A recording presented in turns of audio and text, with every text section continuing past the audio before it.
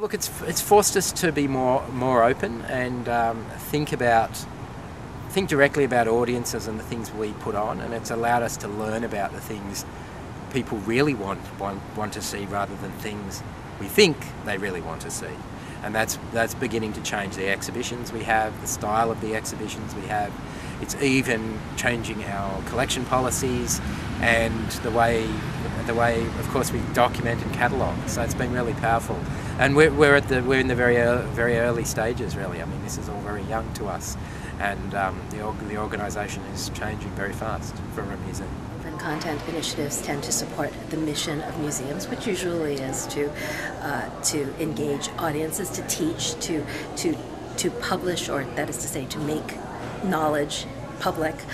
Generally speaking, we're talking about organizations whose projects, including research, writing, performance, lectures, concerts, are at least in part publicly funded. So there's some feeling that making the product of those programs broadly and publicly available is an imperative of funding and community.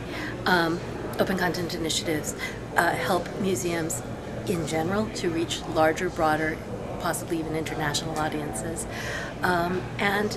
and they serve in a way to create a gateway to audiences that might not have normally reached museums through their own front doors, their own websites, or their own physical front doors.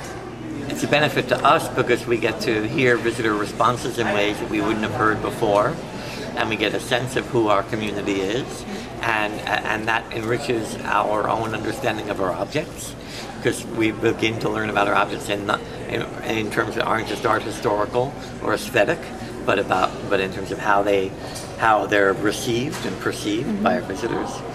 And then so there's an apport, there's something that we get out of it. Okay. And then there's also the pragmatic side of, if we're going to be connecting with people who are coming of age now, we have to do it in their own language, right, with their own media. Right. Great.